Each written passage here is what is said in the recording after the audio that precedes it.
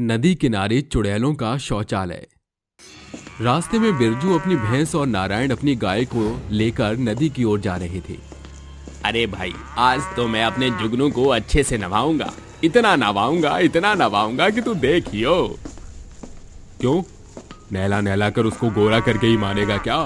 फिर भी तेरी भैंस काली की काली रहेगी। पर तेरी गोरी गाय है, इसका मतलब ये तो नहीं कि तू मेरी भैंसिया का मजाक उड़ाएगा, बहन के पकौड़े कहीं। अबे जा जा, तू और तेरी भैंस का दिमाग एक जैसा ही है और तुम चरते भी एक ही जैसे हो जैसे तू। अभी मेरा दिमाग चल रहा है, अब जल्दी से चल नहा ले।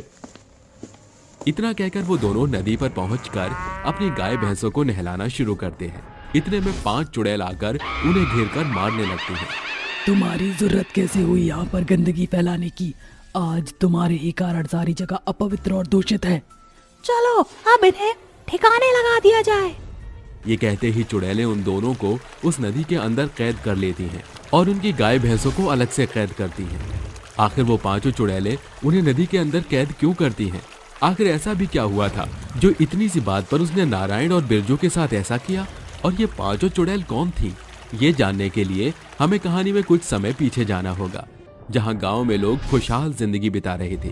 पर कुछ लोग अपने आसपास के नदी का कुछ इस तरह प्रयोग करते हैं कि कुछ लोग नदी के पास जाकर मैले कपड़े धोते हैं, तो अधिकतर लोग उसी के आसपास जाकर शौच करते हैं। ऐसे में सुबह के समय 4 औरतें लोटा लिए नदी के पास थीं, जहां झाड़ियां भी थीं, और वो कहती हैं, लोटा पार्टी, जल्दी से इन झाड़ियों में बैठ जाओ, हल्का होने का यही सही समय है। एक बार आदमी पार्टी आ गई तो बच्चा पार्टी की तरह मजाक बनाएंगे। आहा, झाड़ियों में भी हल्का होने का एक अलग ही सुख है। पता है सुषमा, लाजो घास पर बैठकर बहुत गुदगुदी होती है। हाय हाय सुमन, तू कैसी औरत है, पता नहीं हल्का होने में भी क्या क्या मजे लेती है। मुझे तो तेरी बहुत गंदी महक आ रही है। रात को मूली के पराठे खाए थे क्या? छी लाजो, तुझ में इतना टैलेंट है कि उसकी गंदगी सुगंध लेकर तू रात का खाना भी बता देती है। वाह वाह वाह। हाँ सुषमा बहन, टैलेंट बहुत है पर कभी घमंड नहीं किया। बस बस बहुत हुआ, जल्दी से हल्की होकर निकलो, उजाला होने वाला है। अरे ढलान कैसे हो गई? यहाँ पर तो पानी सारा नदी की ओर जा रहा है, फिर इस पानी को पीकर हम बीमार हो गए तो? अरे तो क्या हुआ, कौन सा पानी यहीं रहेगा? नदी में बहता है पानी तो। जब तक हम आएंगे तब तक तो ये पानी और कहीं चला जाएगा। अभी टेंशन की बात नहीं है, चल चलते हैं अब यहाँ से। इस तरह वो औरतें चली जाती हैं। उनके जाने के बाद 5 बहनें वहाँ से पानी भरने आती हैं। प्रीति, नीति, कीर्ति, स्वाति, जल्दी से पानी भर लो, फिर हमें कपड़े भी धोने हैं। सारे लोग यहाँ पर ही कपड़े धोते हैं क्या? हम नहीं धो सकते? पर नहीं, ये बिल्कुल सही नहीं है। सोचो, अगर हम यहाँ कपड़े धोएंगे तो इसका मैला पानी इस नदी में ही जाएगा, और इस नदी का पानी तो हम पीते भी हैं, और इसमें जीव जंतु हैं, उनके लिए बिल्कुल ठीक नहीं होगा। इसलिए हम कपड़े अपने घर जाकर धोएंगे। ठीक है दीदी, हम आपकी बात समझ गए। वैसे भी हम 5 हैं, रोज 2 बर्तन भरकर ले जाएंगे तो बहुत पानी हो जाएगा। कपड़े भी धुल जाएंगे, पानी भी पी लेंगे, खाना भी बन जाएगा, बर्तन भी साफ हो जाएंगे। बिल्कुल ठीक कहा नीति ने। इस तरह 5 बहनें नदी से पानी भरकर अपने घर चली जाती हैं। गांव के बाकी लोग उस नदी पर जाकर कपड़े धोया करते थे, अपनी गाय भैंसों को धोया करते थे, तो कुछ औरतें बर्तन लाकर वहीं साफ करती थी, और कुछ लोग ऐसे थे जो नदी के पास शौच किया करते थे, जिसका सारा मल दूषित उस नदी में जा रहा था। 2-4 दिन मछुआरों ने मरी हुई मछलियों को पाया, और वो 5 बहनें भी वहां का पानी पी पीकर बीमार हो गईं। गांव में उनके इलाज के लिए भी इतनी सुख सुविधा नहीं थी। एक दिन प्रीति, नीति, स्वाति कहती हैं, दीदी मेरे पेट में बहुत दर्द हो रहा है, और मेरे स्वाति के भी कुछ खाने का मन नहीं कर रहा है, बुखार सा भी है। डॉक्टर के पास गई थी, बिना जांच किए उन्होंने अंदाजा लगाकर बताया कि हमें पेट में कोई इन्फेक्शन सा हुआ है। हम 5 को खाने पीने में कोई कमी आई है। ऐसा क्या हो सकता है? पता नहीं ऐसा क्या हो सकता है। कहीं उस नदी में पानी में कोई खराबी तो नहीं आ गई? मछुआरा भी मछली नहीं पकड़ पा रहा है क्योंकि उसे मरी हुई मछली मिली थी। 5 बहनें बीमारी से जूझ रही थी। वो पता करने नदी की ओर जाती हैं, जहां वो 2-4 औरतों को शौच करता हुआ और बाकी लोगों को नदी गंदा करता हुआ पाती हैं। वो लोगों को समझाने की बहुत कोशिश करती हैं, पर नाकाम हो जाती हैं। फिर पेट इन्फेक्शन के कारण कुछ दिनों में वो चल बसती हैं और मरने के बाद चुड़ैल बनकर कहती हैं, इन लोगों को इतना समझाने पर भी हमारी बात समझ नहीं आई। अब हमें ही इन्हें सही लाइन पर लाना होगा।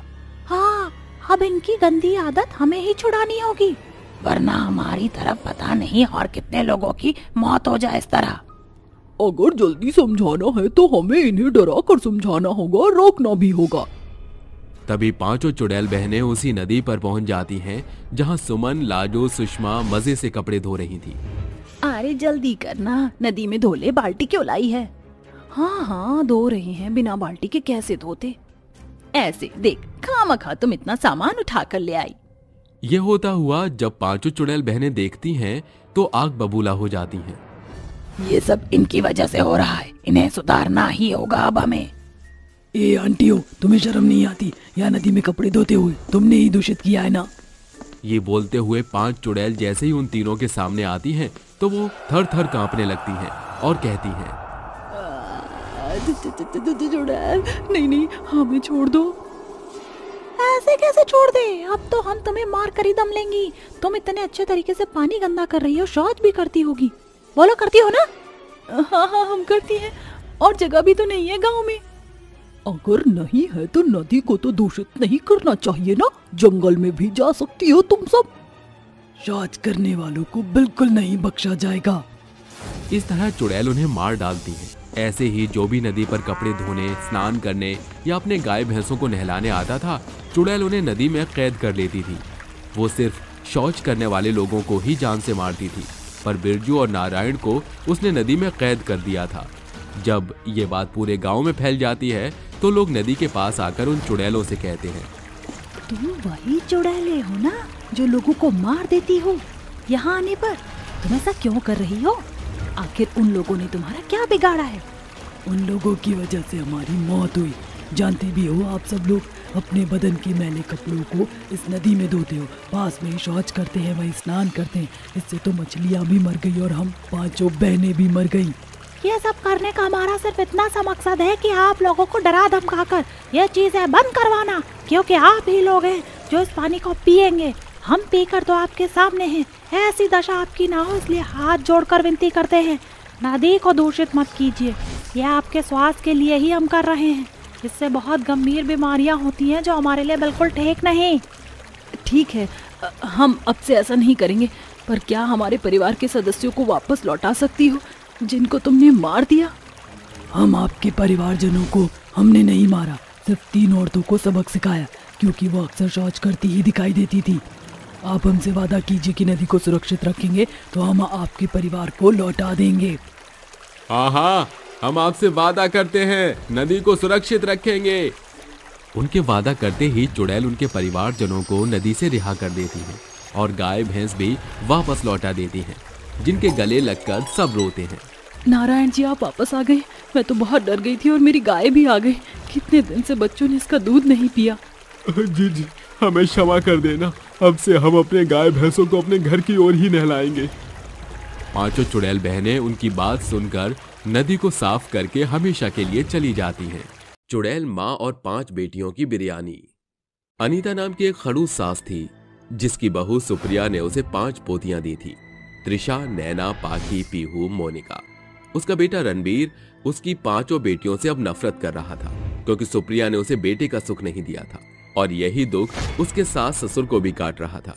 तभी एक दिन वो अपनी बहू को उसकी 5 बेटियों के साथ घर से धक्का मारकर निकाल देती है और सामान फेंक कर कहती है, नास्पीटी कलक्षणी, मुझे पोते का मुंह तो दिखाया नहीं, ऊपर से मेरी जगह साई करवा कर तू करवा दी। अरे तुझे इतने मौके दिए, फिर भी तूने मुझे एक एक करके 5 पोतियां दे दी।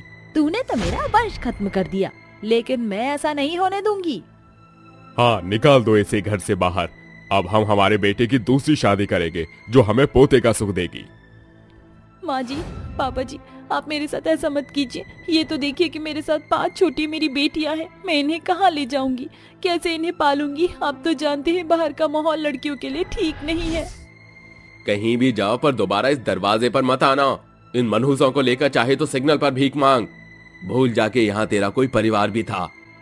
पापा, दादी, हम आपके बिना कैसे रहेंगे? जैसे भी रहो, पर हमारा पल्ला छोड़ो। चाहे तो गाड़ी के नीचे आकर मर जाओ। चल बेटा, दरवाजा बंद कर ले। सुप्रिया अपनी 5 बेटियों को लेकर वहां से चली जाती है और दर दर की ठोकरें खाती है। 6 घंटे बाद उन्हें भूख लगने लगती है तो सबसे छोटी बेटी पीहू कहती है, माँ कितनी देर हो गई है, बहुत भूख लग रही है, खाना दो ना। हाँ माँ, मुझे भी बहुत भूख लग रही है, पेट में दर्द हो रहा है। मैं जानती हूँ बेटा कि तुम 5 को बहुत भूख लग रही है, पर मैं क्या करूँ, मेरे हाथ में फूटी कौड़ी भी नहीं है। इधर उधर चलो, शायद कहीं से खाना मिल जाए, थोड़ा सब्र कर लो। सुप्रिया अपने बच्चों को जैसे तैसे एक दिन मंदिर से खाना खिला देती है तो दूसरे दिन वो कचरे में से खाना ढूंढ कर खाते हैं, लेकिन भूख तो उनकी फिर भी नहीं मिटती। इस तरह हफ्ता बीत जाता है।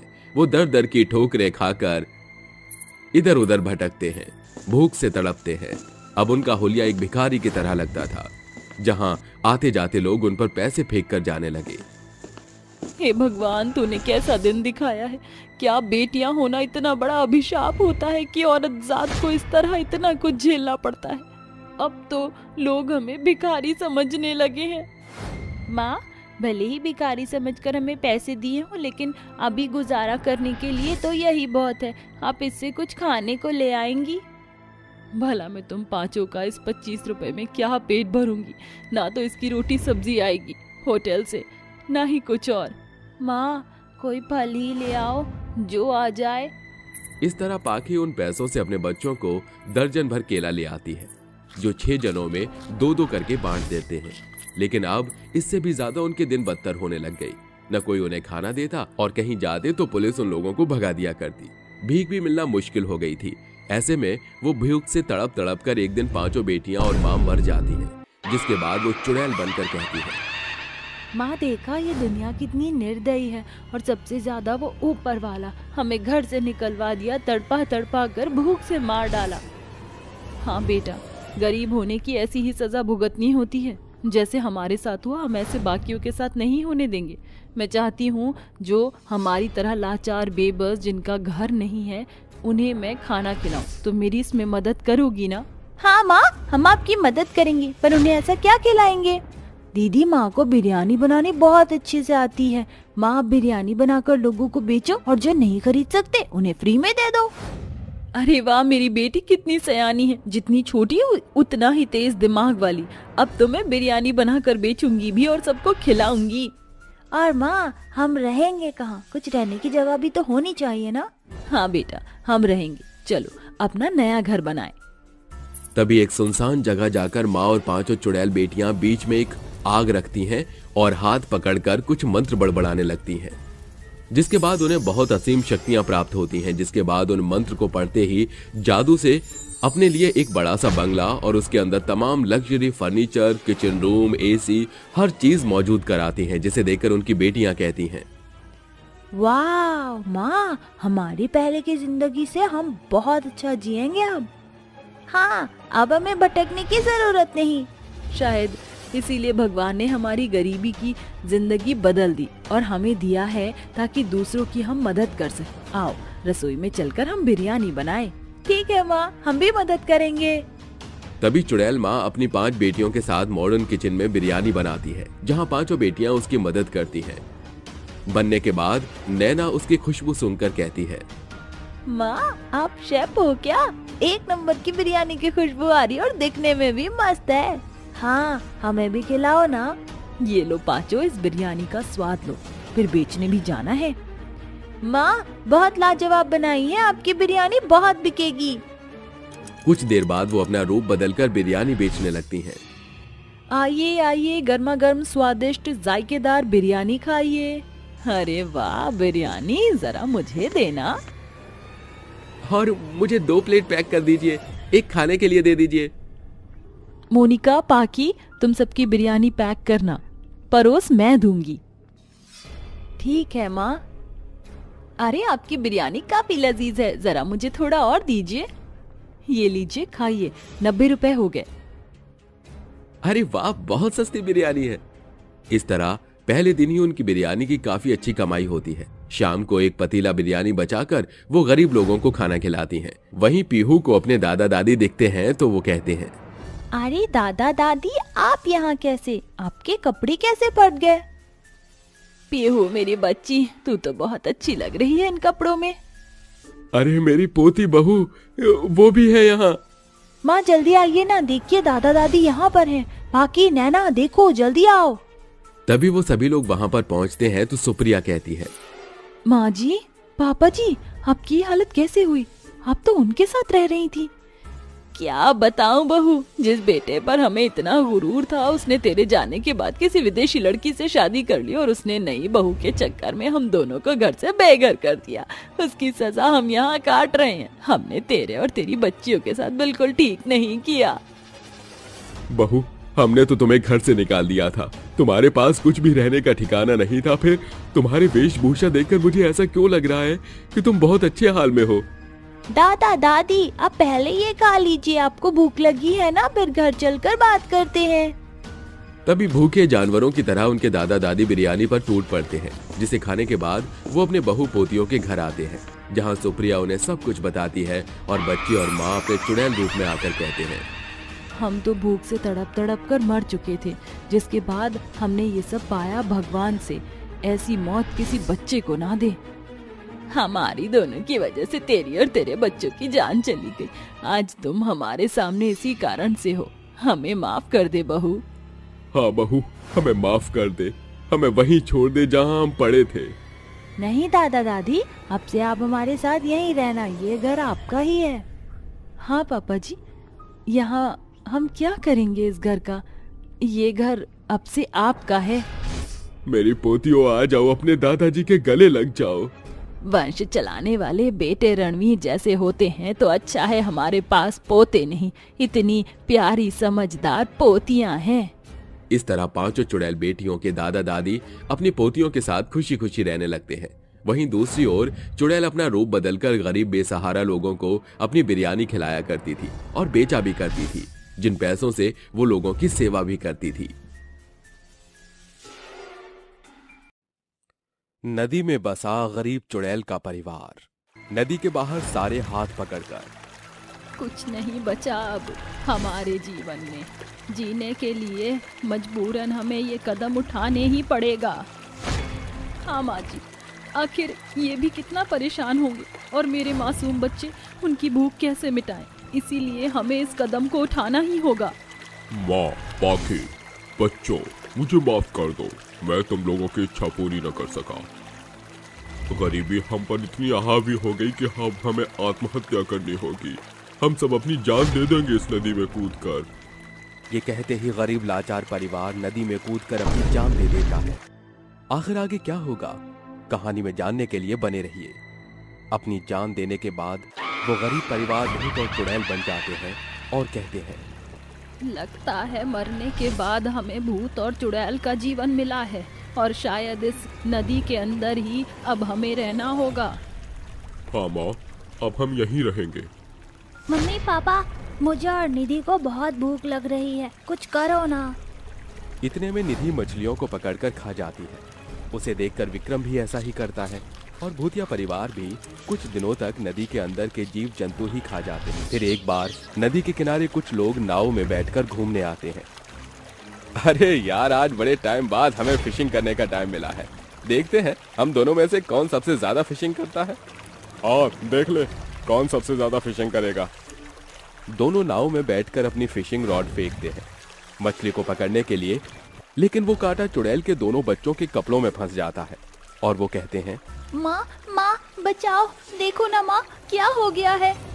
मम्मी पापा जल्दी से बचाइए, कोई हमें ऊपर खींच रहा है। इन इंसानों की इतनी हिम्मत कि मेरे बच्चों को उन्होंने परेशान करने की कोशिश की। अब मैं इन्हें जिंदा नहीं छोड़ूंगी। चैन से ये लोग हमें नदी के अंदर भी नहीं जीने दे सकते। चलो इन लोगों को ही आज हम अपना चारा बनाएंगे। ये कहते ही दोनों भूतिया पति पत्नी अपने बच्चों के कपड़ों में से उस कांटे को निकालकर उसे अंदर की ओर खींचते हैं। दोनों लड़के नाव से गिरकर अंदर आ जाते हैं। वो ठीक से सांस नहीं ले पाते। इतने में चुड़ैल और भूत उनका गला पकड़ लेते हैं और कहते हैं, मेरे बच्चे को परेशान किया तुमने, मेरे बच्चे को खाना चाहते हो तुम मछली समझकर, अब हम तुम्हें खाएंगे। बहुत भारी पड़ेगा तुम दोनों को।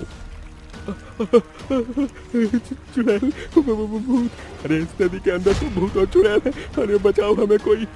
हमें नहीं छोड़ रहे हैं मोहन, ये हमें नहीं छोड़ रहे। अब हम क्या करेंगे, कोई बचाओ हमें। दोनों लड़के चुड़ैल और भूत के चंगुल से निकलने की कोशिश करते हैं, पर वो दोनों ऐसा नहीं होने देते। कुछ ही सेकंड्स में भूत और चुड़ैल उनका गला दबाकर उन्हें मार देते हैं और उन्हें ले जाकर अपने भूतिया परिवार के साथ भोजन के रूप में उन दोनों को खा जाते हैं। तभी डकार लेकर सास कहती है, कैसा जीवन जीना पड़ रहा है कि इंसानों को ही हमें खाना पड़ रहा है। कोई बात नहीं, अब से यही हमारा खाना है। जो भी नदी किनारे आएगा उसे हम खा जाएंगे। एक एक करके जो भी उस नदी किनारे आता था, या बच्चे नहाने खेलने कूदने आते थे, औरतें कपड़े धोने आती थी, वो भूतिया परिवार उन सभी को अपनी ओर नदी के अंदर लाकर उन्हें मारकर खा जाया करता था। इस तरह नदी में बसे भूतिया परिवार को 2 महीने बीत जाते हैं। गांव के लोग चिंता में आ जाते हैं, क्योंकि अब उनके परिवार के सदस्य धीरे धीरे कम होते जा रहे थे। एक शाम मोहिनी डर कर अपने तांत्रिक पति के साथ वहां जाती है। नहीं, मुझे बहुत डर लग रहा है। आप यहाँ क्यों लाए हो? आज उन लोगों को मैं पकड़ लूंगा जो भी ये सब कर रहा है। ये कहकर तांत्रिक पानी में एक पत्थर फेंकता है, जिससे मंजरी चुड़ैल क्रोध में आकर बाहर आती है। कौन है यहाँ? जो भी है बचेगा नहीं वो। अब आई ना तू हाथ में, छोड़ूंगा नहीं। ओम भीम क्रीम चामुंडाय विच्चे नमः। ऐसा कहकर तांत्रिक मंजरी चुड़ैल को वश में कर लेता है और बांध लेता है। तभी उसका बेटा अपनी माँ को अपनी पानी के अंदर ले जाता है। उसे पकड़ने के चक्कर में तांत्रिक भी पानी के अंदर आ जाता है। भूत कहता है, मेरी माँ को छोड़ो, वरना तुम्हारे लिए अच्छा नहीं होगा। अच्छा तो तुम्हारे लिए नहीं होगा। एक मंत्र फूकूंगा, पूरा परिवार मेरी चपेट में आ जाएगा। जल्दी से बताओ, क्यों लोगों को मारे जा रहे हो? क्यों इस नदी में रह रहे हो तुम? मैं बताती हूँ, पर मेरी माँ जी को छोड़ दो। दरअसल हम बहुत गरीब थे। जब हमारा कहीं से भी कुछ गुजारा नहीं हुआ तो हमने इस नदी में कूदकर अपनी आत्महत्या कर ली, जिसके बाद हम यमलोक पहुंच गए। पर यमलोक ने भी हमें वहां से बर्खास्त कर दिया, जिसके बाद हमने इस नदी को ही अपना घर बना लिया। और जब हमें खाने के लिए कुछ भी नहीं मिला, बच्चे भूख से तड़पने लग गए, तो हमने जलीय जीवों को खाना शुरू किया और इंसानी लोगों को भी मार खाया। इससे ज्यादा और हम कर भी क्या सकते थे? तुम्हारे जीवन में जो कुछ भी हुआ, तुम्हारे परिवार के साथ जो भी हुआ, वो बहुत बुरा था। तुमने जिन लोगों की हत्या की है, वो लोग वापस भी नहीं आ सकते। देखो, मैं तुम्हें 2 रास्ते देता हूँ। या तो तुम अपने परिवार के साथ बिना लोगों को मारे यहाँ रहो, या फिर इस नदी से बाहर आकर रहो। तुम्हें जो भी जरूरतमंद चीजें चाहिए वो हम तुम्हें देंगे। इस गांव वाले कभी तुम्हें कुछ नहीं कहेंगे।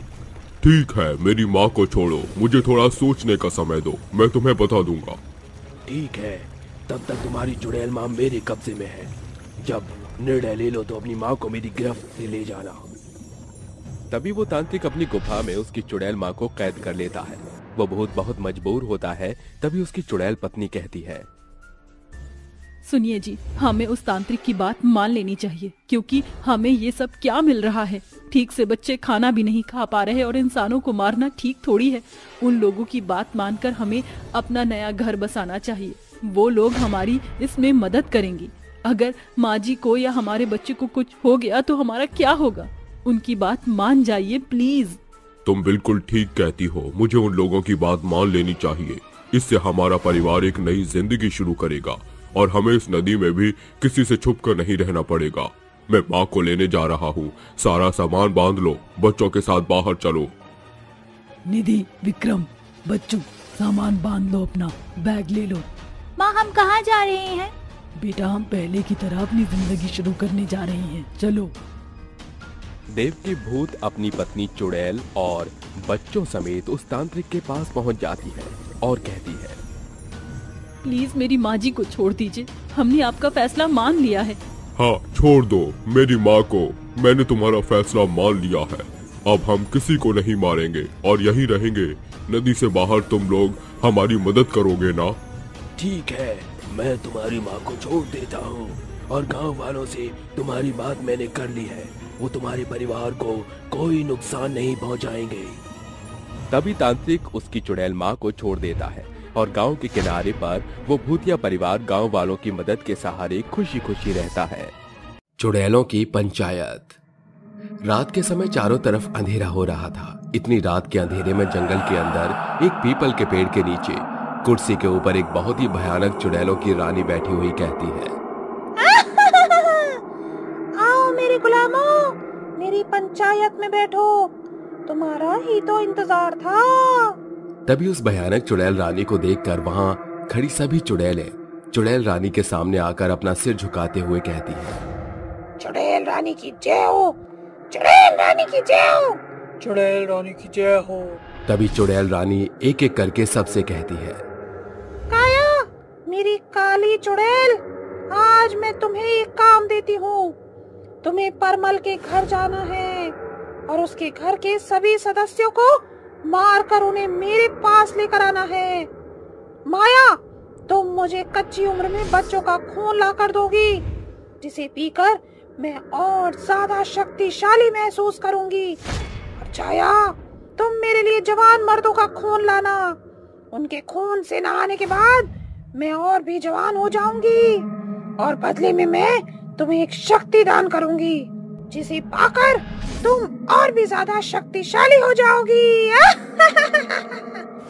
तभी वो तीनों चुड़ैल अपनी चुड़ैल रानी की बात मानकर उसका काम करने के लिए निकल जाती हैं।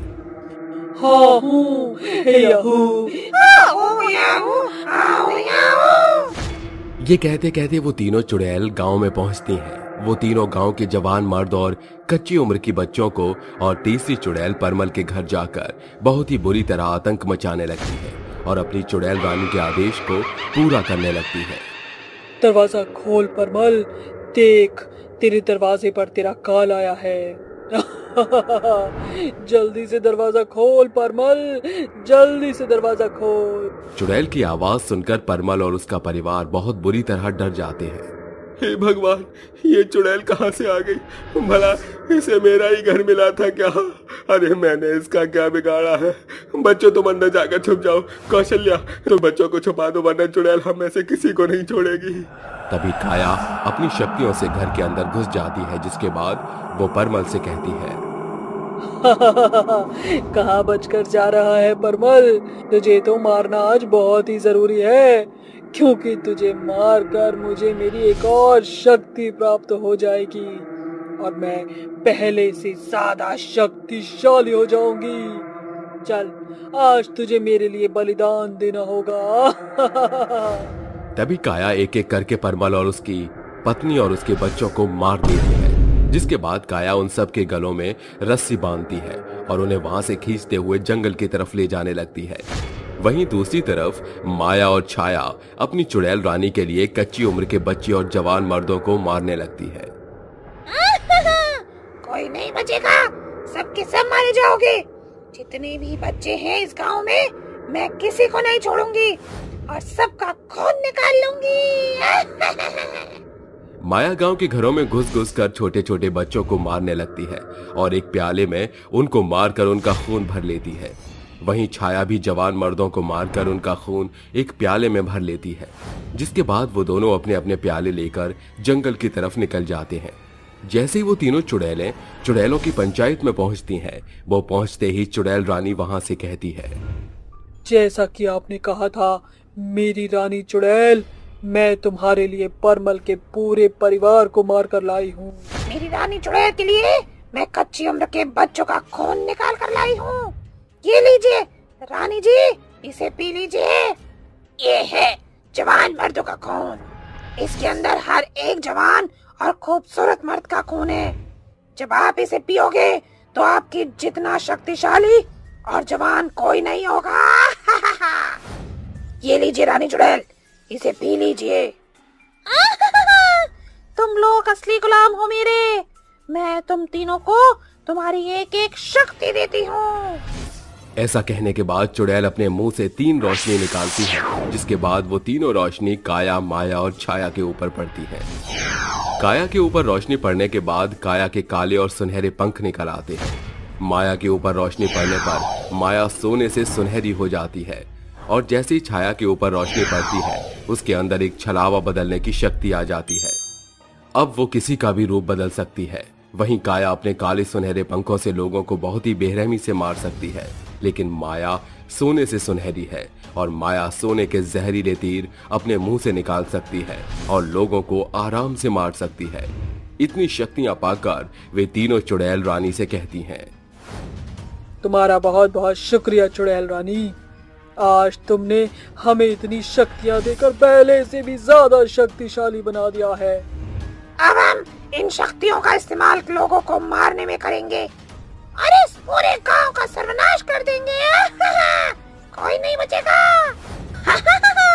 यही तो मैं चाहती हूँ कि इस गांव में कोई भी ना बचे।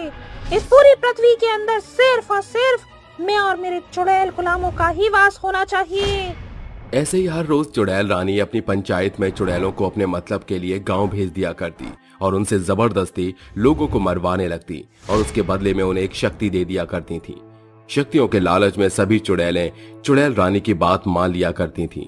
अब धीरे धीरे चुड़ैल रानी के पास कई सारी शक्तियों के साथ साथ कई सारी शक्तिशाली चुड़ैलें भी थी जो चुड़ैल रानी के पूरी तरह वश में थी। इस बार फिर चुड़ैल रानी अपनी पंचायत के अंदर सभी चुड़ैलों को गांव में आतंक मचाने के लिए भेज देती है। जाओ मेरी चुड़ैलों, आज मैं तुम्हें हुक्म देती हूँ, गांव में से एक भी आदमी बचकर नहीं जाना चाहिए। सबको मार डालो, आतंक मचा दो पूरे गांव में। जाओ जाओ, पूरे तुर्राटे काटो। दुनिया में तुम्हें रोकने वाला कोई पैदा ही नहीं हुआ। सभी चुड़ैलें गांव में पहुंच जाती हैं और चारों तरफ अपना आतंक फैलाने लगती हैं। गांव के अंदर लोगों की भगदड़ मच जाती है और सभी लोग अपनी जान बचाकर भागने लगते हैं। चुड़ैल, मुझे छोड़ दे चुड़ैल। आखिर मैंने तेरा क्या बिगाड़ा है? तू हमें क्यों मार रही है? मैं तेरे आगे हाथ जोड़ती हूँ, मुझे मेरे बच्चों के लिए छोड़ दे। ये दुनिया तुम इंसानों की नहीं है। इस दुनिया पर सिर्फ और सिर्फ हम चुड़ैलों का हक है। तुम इंसानों का इस धरती पर कोई वजूद नहीं। मैं किसी को नहीं छोड़ूंगी। चुड़ैल लीला को अपने हाथों से उठा लेती है और सीधा अपने मुंह में निगल जाती है। ऐसे ही सभी चुड़ैल गांव के लोगों को बहुत ही बेरहमी से मारने लगती हैं। कोई अपने मुंह से आग निकालकर लोगों को भून रही होती है तो कोई अपने जहरीले पंखों से वार करके लोगों को मार देती है। तभी वहां चुड़ैल रानी पहुंच जाती है और पूरे गांव में अपना आतंक फैला हुआ देख बहुत खुश होती है। ले भैया, मेरे गुलामों ने तो पूरे गांव में दुर्राटे काट रखे हैं। इसे कहते हैं चुड़ैलों के पंचायत का आतंक। जब चुड़ैलों की पंचायत के बाद चुड़ैल आतंक मचाने के लिए निकलती हैं, तो आतंक के साथ साथ इंसानों का नामो निशान तक मिट जाता है। पूरी पृथ्वी पर सिर्फ और सिर्फ मेरा राज होगा और मैं पूरे दुर्राटे काटूंगी। ये हैंडपंप सिर्फ और सिर्फ मेरा है। इस हैंडपंप से मैं लोगों को पानी पिलाकर उन्हें भी अपने जैसा बना दूंगी। भीमगढ़ गांव के आखिरी जगह पर एक हैंडपंप था। भीमगढ़ गांव से रामपुर की तरफ दो दोस्त विराट और शिवम जा रहे थे। तभी विराट बोलता है, शिवम भाई, मुझे तो बहुत ही ज्यादा प्यास लग रही है। मैं तो पानी भी लाना भूल गया हूँ। अरे यार, अब यहाँ पर तुझे पानी कहाँ से पिलाऊं मैं? वो दोनों आपस में बात कर ही रहे थे कि तभी उनके सामने एक सुंदर सी लड़की आती है और उनसे बोलती है, अरे ये मैं क्या सुन रही हूँ कि आपको क्या लग रही है? मेरे होते मेरे गांव में कोई प्यासा रह जाए, ऐसा मैं होने नहीं दे सकती। उस लड़की की मीठी आवाज और सुंदरता देखकर विराट मोहित हो जाता है और उससे बोलता है, हाँ, हम लोगों को बहुत ही ज्यादा प्यास लग रही है। क्या तुम हम लोगों को पानी पिला सकती हो? हाँ, बिल्कुल, मैं आपको पानी पिला दूंगी, लेकिन उसके लिए आपको मेरे पीछे आना पड़ेगा। शिवम और विराट दोनों ही अब उस लड़की के पीछे पीछे चलने लगते हैं। कुछ दूरी पर जाकर उन्हें एक हैंडपंप दिखाई देता है, जहां दोनों को खुद के और सिर्फ उस लड़की के अलावा कोई भी नहीं दिखाई दे रहा था। ये सन्नाटा देख शिवम बोलता है, अरे यार विराट, देख तो जरा, यहाँ पर हम तीनों के अलावा और कोई भी नहीं है। तुम सही बोल रहे हो शिवम, यहाँ पर हम तीनों के अलावा और कोई भी नहीं है। लेकिन तुम चिंता मत करो, मैं तुम्हारी फरमाइश जरूर पूरी करूंगी। इतना बोलकर वो लड़की एक सुंदर लड़की से एक भयानक चुड़ैल में बदल जाती है और अपने चुड़ैलों की पलटन से बोलती है, चुड़ैलों, मेरी छोटी बहनों, तुम सभी यहाँ प्रकट हो। देखो, मैं यहाँ पर तुम्हारे लिए शिकार लेकर आई हूँ। उस चुड़ैल के इतना बोलते ही वहाँ पर 3 से 4 चुड़ैल प्रकट हो जाती हैं और ये सब देखकर शिवम और विराट बहुत ही डर जाते हैं और डर के मारे भागने की कोशिश करते हैं, लेकिन वो भागने में सफल नहीं हो पाते क्योंकि उन दोनों के सामने तीसरी चुड़ैल हवा में उड़ते हुए आ जाती है और उससे बोलती है, अरे मेरे चुन्नू मुन्नू, तुम भागकर कहाँ जा रहे हो? तुम लोगों को तो प्यास लग रही थी ना, चलो अब तुम पानी पियो। नहीं नहीं, हम लोगों को पानी नहीं चाहिए, हम लोगों को अपने घर जाना है, हमें छोड़ दो। अच्छा, तो तुम्हें पानी नहीं पीना? कोई बात नहीं, तुम्हें पानी नहीं पीना, लेकिन हमें तो पानी पीना है। चलो, तुम वो हैंडपंप चालू करो और हम सारी बहनें यहाँ पर पानी पिएंगे। विराट और शिवम दोनों ही चुड़ैल की बातों से सहमत होते हैं, जिसके बाद शिवम और विराट दोनों ही हैंडपंप के पास जाते हैं और उस हैंडपंप को चलाने लगते हैं। उस हैंडपंप से चुड़ैल एक एक करके पानी पीने लगती है, लेकिन उस हैंडपंप से पानी नहीं बल्कि खून गिर रहा था। खून की तरफ शिवम की नजर चली जाती है, जहाँ वो खून को देखकर बहुत ही डर जाता है और डरते ही धीरे से विराट के कान में बुदबुदाता है, विराट भाई, जल्दी से इन चुड़ैलों को पानी पिला। इन सभी को पानी पिलाने के बाद हम दोनों भाई अपने गांव की तरफ निकल जाएंगे। अगर हमने अपनी जान नहीं बचाई तो शायद हम अपने घर वालों को कभी जिंदगी में न देख पाए, क्योंकि इस हैंडपंप से पानी नहीं बल्कि खून आ रहा है। चुड़ैल जी, अगर आप सभी बहनों ने पानी पी लिया है तो क्या अब हम यहाँ से जा सकते हैं? उसकी ये बात सुनकर वहाँ की सारी चुड़ैल हंसने लगती हैं कि तभी उन चुड़ैलों में से चुड़ैल की रानी शिवम और विराट को अपने दोनों हाथों से पकड़कर हवा में उल्टा लटका देती है और उनका सर उनके शरीर से अलग कर देती है। वहीं दूसरी तरफ दूसरी चुड़ैल उस हैंडपंप को चलाना शुरू कर देती है कि तभी चुड़ैल रानी उन दोनों के खून को उस हैंडपंप के अंदर डाल देती है। इस तरह उन दोनों की भयानक मौत हो जाती है, जिसके बाद वो चुड़ैल उनके पीले शरीर को फेंक देती है और हंसते हुए गायब हो जाती है। अगली सुबह जब कुछ गांव वाले उस हैंडपंप के पास पानी भरने के लिए आते हैं, तब वो शिवम और विराट की लाश को देखकर हैरान हो जाते हैं और बिना पानी भरे वहां से चले जाते हैं। ऐसे ही अब हर रात किसी न किसी की मौत होने लगी और उस हैंडपंप के पास लाशें मिलने लगी।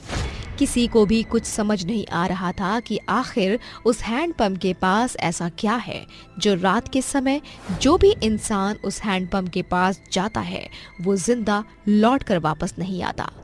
ऐसे ही एक रात की बात है, रीना नाम की एक औरत अपने पति सुमित के साथ अपने घर की तरफ जा रही थी कि तभी सुमित की अचानक ही तबीयत खराब हो जाती है। ये देखकर रीना थोड़ी घबरा जाती है और खुद से बोलती है, हे भगवान, यहाँ पर तो पानी की सुविधा भी नहीं है, मैं अब क्या करूं?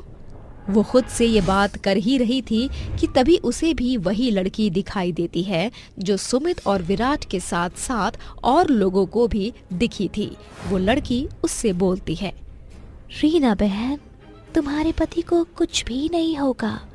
यहाँ पर एक जाना माना हैंडपंप है। मैंने ऐसा सुना है कि उस हैंडपंप से सभी लोगों के कष्ट दूर हो जाते हैं। चलो, मैं तुम्हें वहाँ तक ले जाती हूँ। उसकी बातों से रीना सहमत हो जाती है और उसके पीछे पीछे जाने लगती है, जहाँ वो देखती है कि वहाँ पर पानी पीने के लिए लाइन लगी हुई है। उस लाइन को देखकर वो बोलती है, अरे यहाँ पर तो पानी पीने के लिए बहुत ही ज्यादा लंबी लाइन लगी हुई है। मैं अपने पति के लिए पानी कैसे लेकर जाऊंगी? तुम चिंता मत करो बहन, तुम जाकर सीधा पानी लेना शुरू कर दो। तुम्हें यहाँ पर कोई भी कुछ नहीं बोलेगा, समझी तुम? उस लड़की के बताए अनुसार ही रीना पानी लेना शुरू करती है और जैसे ही वो लड़की उस हैंडपंप को चलाती है कि तभी उस हैंडपंप में से पानी नहीं बल्कि खून निकल रहा था। ये देखकर वो बहुत ही घबरा जाती है और उस खून को नीचे फेंककर भागने लगती है कि तभी उसके सामने चुड़ैलों का झुंड आ जाता है और सभी चुड़ैल खूब जोर जोर से हंसने लगती हैं। उन चुड़ैलों को हंसता हुआ देख रीना बोलती है, कौन हो तुम सब कौन हो?